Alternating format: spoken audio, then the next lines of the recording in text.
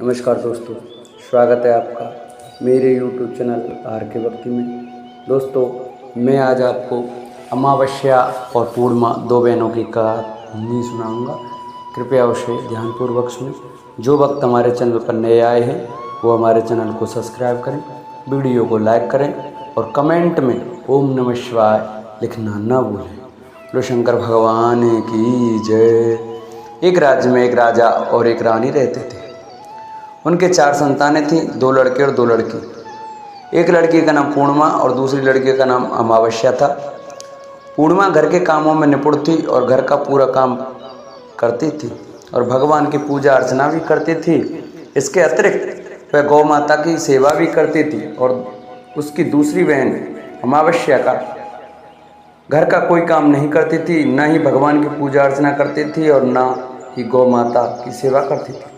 फिर भी राजा और रानी अपने दोनों बेटों तथा पुत्री अमावस्या को ही प्यार करते थे और वे पूर्णिमा से प्यार नहीं करते थे, उसके साथ भेदभाव करते थे। राजा के चारों पुत्र और पुत्री धीरे धीरे बड़े हो रहे थे।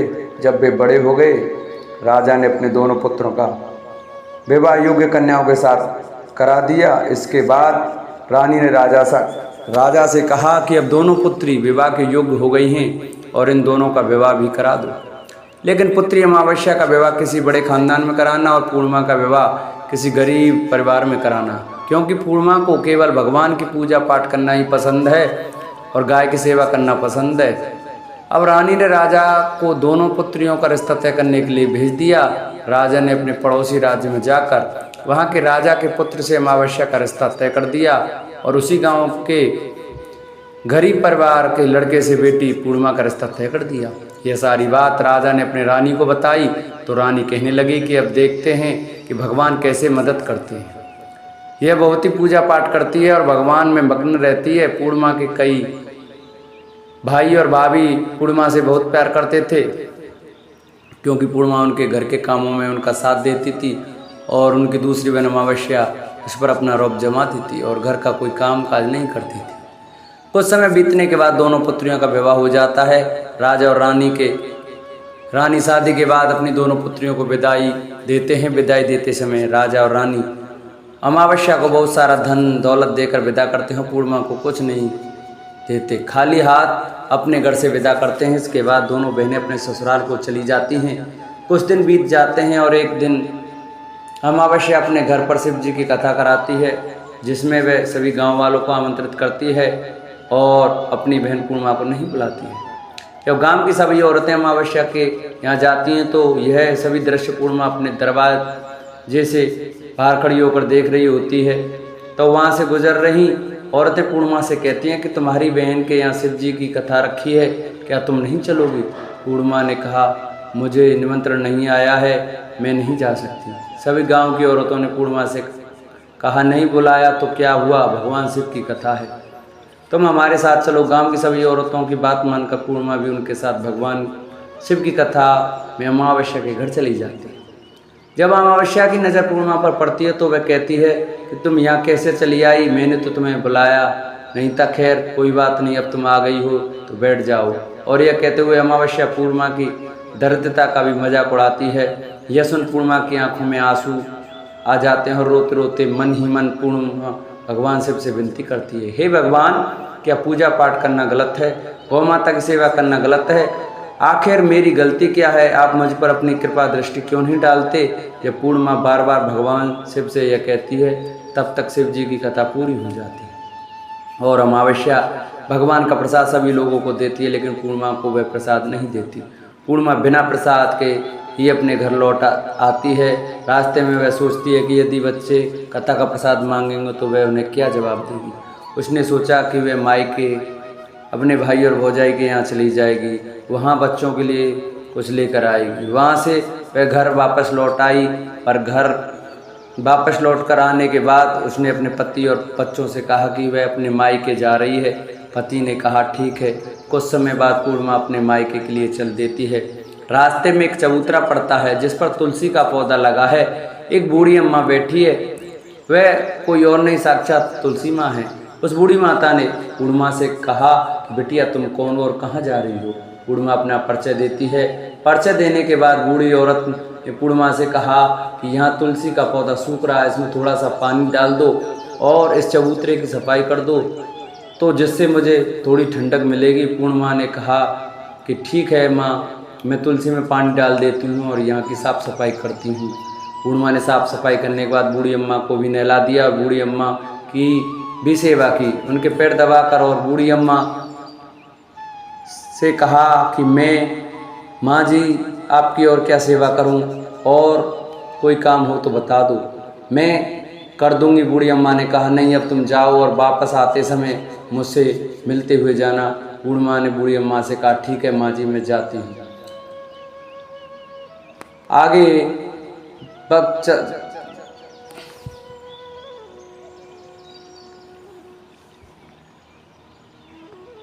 वापस आते वक्त आपसे मिलते हुए जाऊंगी। कुछ दूर आगे चलने के बाद एक शिव मंदिर आता है, वहाँ उसे बाबा मिले जो मंदिर के बाहर बैठे हुए थे। वह कोई और नहीं, साक्षात भोलेनाथ थे। उन्होंने पूर्णिमा से कहा कि कहाँ जा रही हो बेटी, तुम कौन हो? तो पूर्णिमा ने अपना पर्चा दिया। फिर बाबा ने कहा, पूर्णिमा से कहा इस चबूतरे की और इस मंदिर की सफाई कर दो। तब पूर्णिमा ने मंदिर की और चबूतरे की सफाई कर दी और वहाँ पर पूजा पाठ भी की और साफ सफाई पूजा अर्चना के बाद उन्होंने बाबा को भी नहला दिया। और उसने कहा कि बाबा और कोई काम हो तो बताइए। तो बाबा ने कहा कि अब बेटी तुम जाओ, वापस आते वक्त मुझसे मिलते हुए जाना। पूर्णिमा ने कहा ठीक है बाबा, मैं जाती हूँ, वापस आते हुए तुमसे मिलते हुए जाऊँगी। कुछ दूर चलने के बाद पूर्णिमा को एक काली जी का मंदिर दिखा, वहाँ भी एक बूढ़ी अम्मा चबूतरे पर बैठी थी। उस बूढ़ी औरत ने भी पूर्णिमा से कहा कि बेटी तुम कौन हो, कहाँ जा रही हो? तो पूर्णिमा ने उस बूढ़ी औरत को भी अपना परिचय दिया। बूढ़ी औरत ने पूर्णिमा से कहा कि यहाँ पर सभी पूजा पाठ करने के लिए आते हैं, लेकिन मंदिर की सफाई कोई नहीं करने आता, इसलिए तुम मंदिर की और चबूतरे की सफाई कर दो। पूर्णिमा ने कहा ठीक है माँ जी, और पूर्णिमा मंदिर की और चबूतरे की सफाई कर देती है और पूजा पाठ भी करती है और माता जी का श्रृंगार करती है और वह बूढ़ी अम्मा को भी नहला देती है और बूढ़ी अम्मा के पैर दबाती है और कहती है कि सभी काम हो गया माँ जी, और कोई काम हो तो बताइए। बूढ़ी अम्मा कहती है नहीं बेटी तुम जाओ, लेकिन वापस आते वक्त मुझसे मिलते हुए जाना। पूर्णिमा कहती है ठीक है, और वह आगे चलती है। चलते चलते एक नदी आती है, वहाँ पर भी एक बूढ़ी अम्मा बैठी रहती है और कहती है कि बेटी तुम कौन हो, कहाँ जा रही हो? उसे भी पूर्णिमा अपना परिचय देती है। बूढ़ी औरत पूर्णिमा से कहती है कि नदी पर स्नान करने के लिए यहाँ सब आते हैं, लेकिन यहाँ की साफ़ सफाई कोई नहीं करता, इसलिए तुम इस किनारे पर सफाई कर दो। पूर्णिमा कहती है ठीक है माँ जी, और वहाँ की साफ़ सफाई कर देती है और वह बूढ़ी अम्मा के पैर दबाती है और कहती है माँ जी और कोई काम हो तो बताइए। बूढ़ी औरत कहती है कि कुछ नहीं बेटी तुम जाओ, लेकिन वापस आते वक्त मुझसे मिलते हुए जाना। और वह नाव से नदी के किनारे तक पहुंच जाती है और वह अपने मायके में पहुंचती है और वहां पर पूर्णिमा के भाई और भाभी उसे देखकर बहुत खुश हो जाते हैं और वे पूर्णिमा की बहुत खातिरदारी करते हैं और उससे बहुत सारी बातें करते हैं और कहते हैं कि बच्चों को भी साथ लेकर आती तो बहुत अच्छा होता। कुछ समय के बाद पूर्णिमा ने अपनी भाभी से वापस जाने को कहा तो उसकी भाभी ने उसके लिए एक थैले में साड़ी और बच्चों के लिए कपड़े और खाने पीने की कुछ चीज़ें रख दी और कहा कि तुम बहुत दिनों के बाद आई हो। और पूर्णिमा भी भाभी ने वह थैला पूर्णिमा के हाथ में दे दिया और कहा कि जाओ और बहुत जल्दी वापस आना। पूर्णिमा अपने घर को निकल गई और उसी नदी के किनारे पहुंची और नाव में बैठ दूसरे किनारे पर उतर गई। वहाँ उतरने के बाद बूढ़ी अम्मा मिली जो साक्षात गंगा मैया थी। उस बूढ़ी अम्मा ने पूर्णिमा को थैला दिया और कहा कि तुम अपने घर जाकर इस थैले को खोलना। पूर्णिमा के पास अब 2 थैले हो गए। उन्हें लेकर पूर्णिमा वहाँ से रवाना हुई। कुछ दूर चलने पर काली माँ का मंदिर आया। वहाँ पर काली माँ बूढ़ी माँ के रूप में विराजमान थी। उसने कहा कि बेटी आ गई? पूर्णिमा ने कहा हाँ माँ जी मैं आ गई। तो काली माँ ने भी उसे थैला दिया और कहा तुम ये लो अपने घर जाकर खोलना। पूर्णिमा के पास 3 थैले हो गए थे। पूर्णिमा को आगे कुछ दूर जाने पर शिव जी का मंदिर आया जहाँ बाबा के रूप में शिव जी स्वयं विराजमान थे। बाबा ने कहा कि पूर्णिमा तुम वापस आ गई? पूर्णिमा ने कहा हाँ बाबा मैं वापस आ गई। बाबा ने भी पूर्णिमा को थैला दिया और कहा कि यह थैला तुम घर जाकर ही खोलना। पूर्णिमा ने कहा ठीक है। अब पूर्णिमा के पास 4 थैले हो गए थे। पूर्णिमा ने सोचा 4 थैले को अब कैसे ले जाया जाए। उन्होंने एक पुरानी साड़ी निकाली और उन सभी थैलों को एक गठरी बना लिया और सर पर रखकर वहाँ से निकल गई। कुछ दूर जाने के बाद उन्हें तुलसी माता बूढ़ी औरत के रूप में मिलती हैं और कहती हैं, पूर्णिमा तुम आ गई। हाँ माँ जी मैं आ गई। वह बूढ़ी औरत भी उसे एक थैला देती है और कहती है कि यह थैला तू अपने घर जा कर ही खोलना। पूर्णिमा कहती है ठीक है माँ जी। अब पूर्णिमा के पास 5 थैले हो गए। पूर्णिमा वहाँ से रवाना हुई तो वापस अपने घर पहुँच गई। पूर्णिमा ने थैलों को नीचे रखा और सबसे पहले अपने मायके का थैला खोलकर देखने लगी। उसमें बच्चों के लिए अच्छे अच्छे कपड़े और खाने पीने की चीज़ें थीं और उसमें कुछ गहने भी रखे थे। पूर्णिमा ने अपने बच्चों को कपड़े दे दिए और खाने पीने की भी चीज़ें बच्चों को दे दी। यह सब लेकर वह बहुत खुश थे। अब पूर्णिमा ने दूसरा थैला खोला जो गंगा मैया ने दिया था। उसमें ढेर सारे हीरे जवाहरात सोना चांदी आदि थे। इसके बाद अब पूर्णिमा ने तीसरा थैला खोला जो उसे काली माँ ने दिया था। उसमें बहुत सारा सोना श्रृंगार का सामान भरा हुआ था। इसके बाद पूर्णिमा ने चौथा थैला खोला जो उसे भगवान शिव ने दिया था। उसमें बहुत सारा धन संपत्ति भरा हुआ था और बहुत सारी खुशियाँ भरी हुई थी। इसके बाद अब पूर्णिमा ने 5वां थैला खोला जो उसे तुलसी माँ ने दिया था। उसमें चावल दाल और 7 प्रकार की खाने की चीज़ों से भरा हुआ था। अब पूर्णिमा के घर में किसी भी चीज़ की कमी न थी। उसका घर धन धान्य से भरा हुआ था और अंततः पूर्णिमा और उसके परिवार में के सुख में जीवन व्यतीत करने लगा।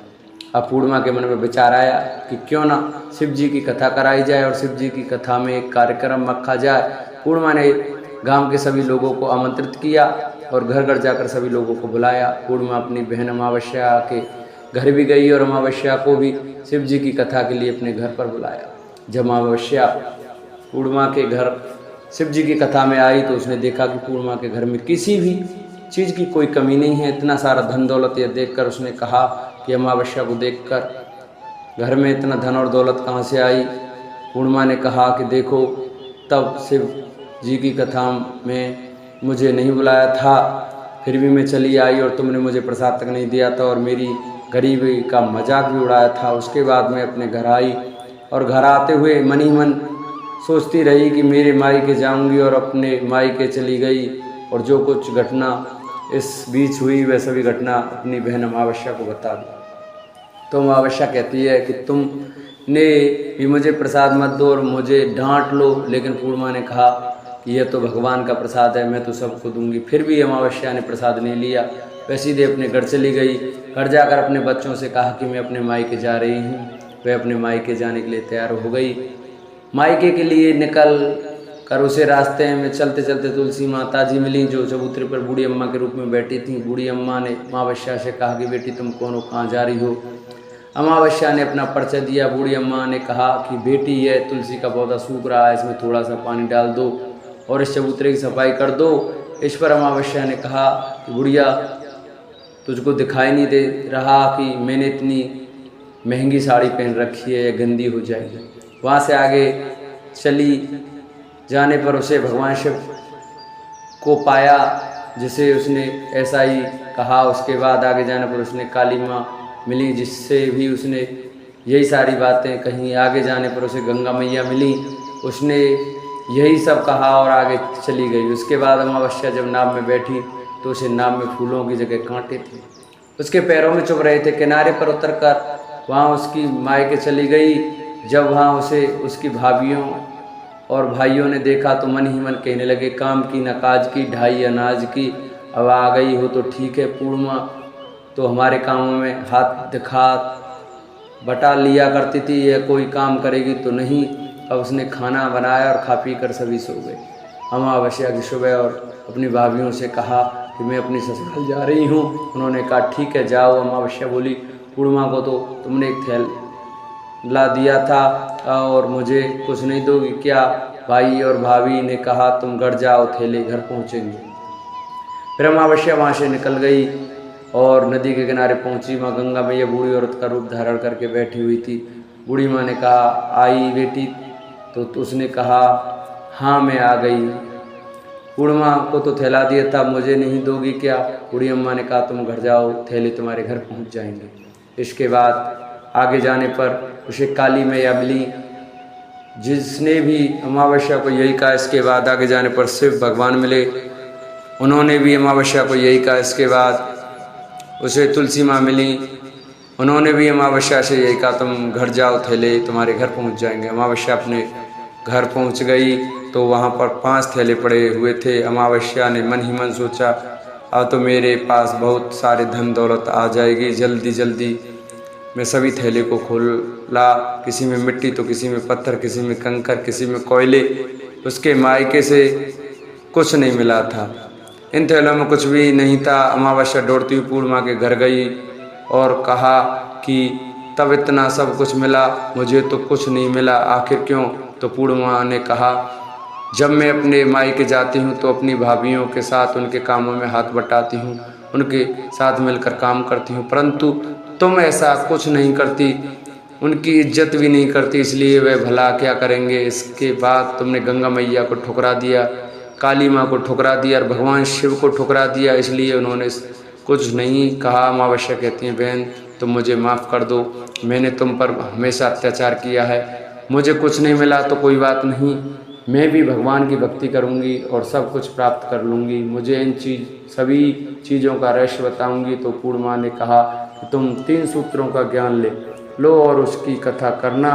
पहले सूत्र में दया मांगना, दूसरे सूत्र में कथा मांगना और तीसरे सूत्र में 108 बार ओम नमः शिवाय का जाप करना। भगवान ने ये सूत्र दिया है, उनको अपने हृदय में बसा लेना। मैंने भी ये 3 सूत्र अपने जीवन में अपनाए थे और सच्चे मन से भगवान की भक्ति पूजा पाठ की थी, तब भगवान ने मुझे यह सब कुछ दिया है। तुम्हारे पास जो कुछ था वह भी सब समाप्त हो गया। इसके बाद अमावस्या अपने घर गई और भगवान की पूजा पाठ करने लगी। भगवान शिव ने से उन्होंने माफ़ी मांगी और गौ माता की सेवा भी की और दूसरों की मदद भी करने लगी। बोलो शंकर भगवान की जय।